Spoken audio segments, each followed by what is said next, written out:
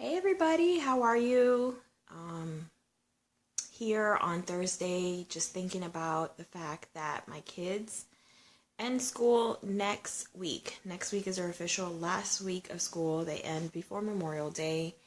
And I gotta say, it kind of snuck up on me. I mean, I knew it all along. We've had the school calendar for a long time. But this, like, second half of the school year from January through now has gone by so quickly. And yeah, I'm kind of at a point where I'm like, oh my God, next week is their last week of school, and then they're going to be home for, what is it, like 2 months or 2.5 months? They start kind of in the beginning of August. See, I'm still stuck in like April. But yeah, so we're kind of prepared for summer at home with the kids, but not quite. We've signed each of them up for 1 week at the local science museum has summer camps, so they each have a week there. But other than that, we don't have any definitive plans. Um, and that's kind of how it's been in the past. A lot of the summers have been them hanging out with me at home. Or for my youngest, actually, I think last summer was the first time he did that because prior to that, he was in daycare. But my daughter for many years now has kind of just hung out with me at home over the summer, and they actually seem to love it. Yeah, there's times that they drive me nuts, but overall we tend to have a pretty summer, like, full of fun. So anyway, I wanted to chat with you guys a little bit about that and actually just share a couple of the things that we do as a family over the summer and share with you some ideas that might help you out. And some of them are really simple. Some of them you might already know, but maybe not. So, hi, welcome. My name is Melanie, and I am Melanie Edwards from modernmommy.com.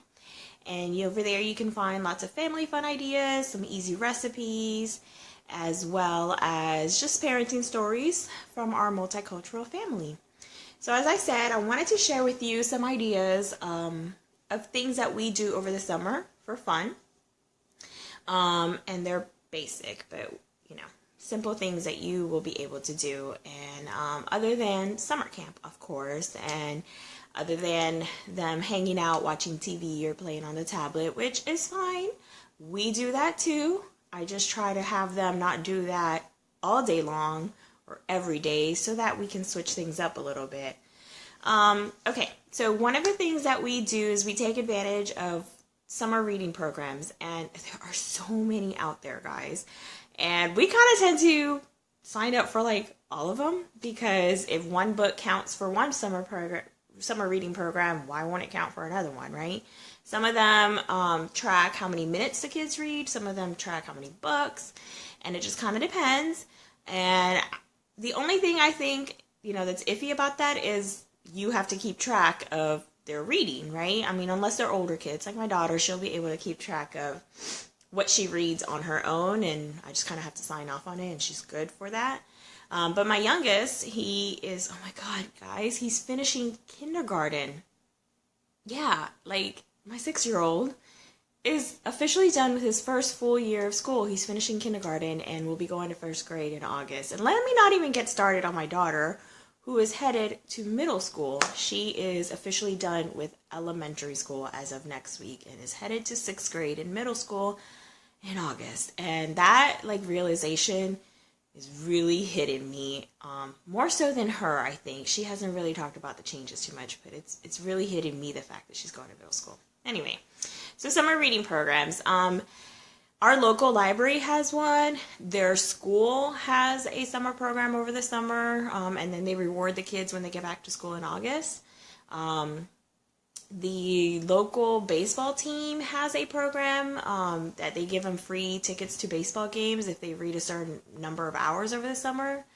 Barnes and Noble has a good reading program, and there's quite a few other ones out there. So if you just do a search, or actually if you head to modernmommy.com, on the right you'll see an image, a link to like summer fun ideas, and in that post I share a couple of the summer reading program links, some of the ones that we participate in. Excuse me. Scholastic also has one on their website, and I think that one is to track like minutes read.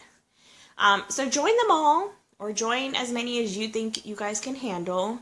My kids love it because, you know, they get smaller prizes, or sometimes they get like a free book at the end of the program, or in the case of the baseball team, they get, you know, tickets to a baseball game, so that's always fun. Different things. Plus, I love it because it guarantees that they're going to be reading over the summer. Now, my kids are really good about reading anyway, and I really have no issues with that, which I'm very blessed. But they do have their moments where they're like, oh, I forgot to read today, or I just don't feel like it right now, especially my little one. But this way, it kind of guarantees that, you know, 15, 20 minutes, 30 minutes for my oldest, depending on what their mood is, they can sit down and do some quiet reading, and it's really good for them. In addition to that, just kind of like a side note, our local library has weekly kids programs over the summer, and they do like puppet shows or science shows, magic shows. It kind of depends. And you would think that it's geared towards the younger kids, but my daughter, you know, as a tween, she still really enjoys going to the shows, and it kind of is something to look forward to in the week. Plus, we get a weekly visit to the library, so they're able to return books and check new ones out. And it's just kind of fun for them. So look into that and see if like maybe your local libraries have some kids programs over the summer as well. That's always a fun thing for us to do. One of the other things that we haven't actually explored, we didn't do this last summer, but I'm going to try to this summer, is like local bowling alleys. They often have free bowling over the summer for the kids, or discounted, I guess. So I'm going to look into that this summer and see if we can go bowling, I don't know, every couple of weeks. I can't guarantee we're going to go there every week, because now it sounds like I'm going to be driving all over the place. But, you know, a few times over the summer, get together with some friends, or just get together as a family and head to the bowling alley and do a little bit of bowling, gets them out of the house and gets them moving a bit. Another thing that we have done in the past is the local movie theaters. They usually have either discounted or free movies, and yeah, they're older movies a lot of time, but so what? The kids just like the experience of going to the movie theater, sitting down and watching a movie. Or, you know, the popcorn, you do have to pay for that usually. But, I mean, free movie or discounted movie, like $1 sometimes, once a week that you get to go to the movie theaters and watch a movie with the kids, and they love that. So that's something that we actually do enjoy doing. And it's usually at the same day and time, so it's kind of like already set in your schedule for you. And again, something to look forward to over the summer. So, all right, so summer reading programs, bowling, and movie theaters, right, so far. Of course, there's the pool. You know, if you have a neighborhood pool or a pool in your own house, we have a neighborhood pool, so we will definitely take advantage of our pool and head out there. I don't know, the kids have asked if we could go once a week, but we'll see. We'll see if we can make it, because, you know, the Florida heat is horrible. And then we deal with summer thunderstorms like every day. So it kind of depends. We'll see. And I also don't want them to get too sunburned, but we'll see. Summer pool or beach, if you're close enough to the beach, you know, heading out there and just kind of like really casually just grab a couple things, grab a couple snacks, get out there for like an hour or two. And that in itself, I'm sure will be fun enough for them. So as far as just staying home, because all of these things require you to get out of the house and out and about, and there might be days that you just kind of want to chill at home, right? So I usually pick up a couple of things from the dollar store, or, you know, just any store that has like inexpensive summer items. As an example, you know, sidewalk chalk. I think we got this at the dollar store. Yeah, it says $1. So we got this at the dollar store, just some fun sidewalk chalk. And I built kind of like a bucket for them in the garage with outside activities. So bubbles, sidewalk chalk, as I said. Maybe we'll put, you know, frisbees or things like that. Water balloons. We'll have a fun day of just water fun, and we'll head out to the backyard and spray each other with water guns or throw water balloons around each other. Just something fun. And very summer very much like a summer activity, you know what I mean?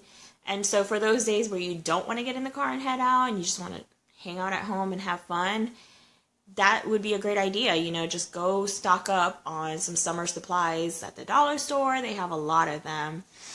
Or, and just kind of keep them handy so that way when you guys head outside, the kids can easily grab them, or you can grab them for them and get yourself a chair and hang out and watch them play. I mean, how easy is that, right? And the kids, they love that. They love stuff like that. So that's kind of the bulk of what we do. But of course, we tend to, our family at least, we tend to do a lot of like learning in everyday situations.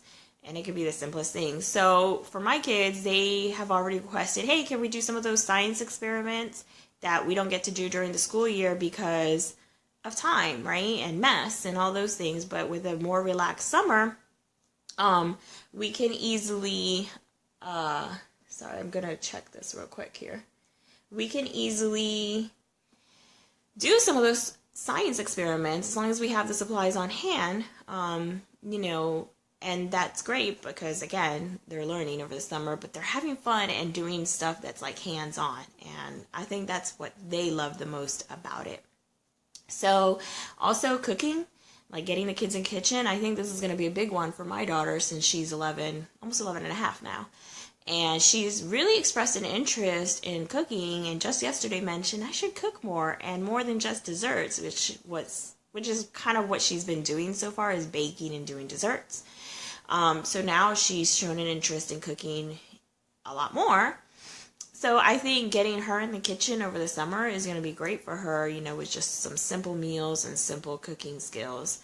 Again, they're having fun and they're learning all at the same time. So I think that is already plenty to get you on a great start of, how to have fun in the summer at home. I'm just checking real quick to see if there's any comments. Sorry, I was looking at the laptop. But that's already like a great way and a great list of things that you can do. As I mentioned, we've got summer reading programs, library programs for the kids, bowling, movie theaters. What else did I mention? Summer fun at home with just inexpensive items, heading to the pool or the beach, getting the kids in the kitchen, and science experiments. Of course, you can go and get a lot of other things. You can get workbooks or activity books for when they want to sit down and do a little bit of quiet activity, or you want to get that skill of writing fresh in their mind, especially for like my youngest, who's 6 and is finishing kindergarten. That would be important for him to kind of practice over the summer so he doesn't lose that skill of his writing. And then, as I mentioned at the beginning, if you head to modernmommy.com, and on the right side, you'll see an image for, I think we have like over 75 summer fun ideas that you can do with the kids, or that they can do and keep themselves busy. It's important for me to keep them busy because I'm still working over the summer. Like, I don't have just 2 months off that I can take off with my business. So it's important that they stay busy so I can get my work done. But of course, we come together and have a lot of together fun as well. And not just on the weekends, in the afternoons, or I have that great flexibility. So that's, good for me. Of course, there's summer camps as well. So these are just some really simple ideas of what we do at home and how we get ourselves ready for summer. Obviously, I need to go during the next week and go buy some supplies and kind of think things out for them, talk with them a little bit. But this is what we've done in the past and has certainly worked for us. And I'm sure we're going to be doing most of those, if not all, over this summer. So I hope that this gets you some ideas going, so you can chat with the kids and see what kind of fun things you're going to be doing over the summer. If you have any additional ideas, I would love to hear them because, like I said, I need to keep them busy. So I would love to hear your own ideas of things I can add to our repertoire for summer fun. So leave those in the comments below.